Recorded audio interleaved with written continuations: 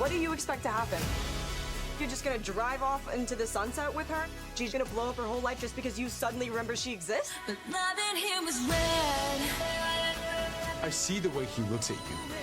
He doesn't matter. This is you and me. It has to mean something, though. We keep coming back to each other, that it feels like it's never really over. Remembering him comes in flashbacks and echoes. Tell myself it's time now. Gotta let go, but moving on from him is impossible. And I still see it all in my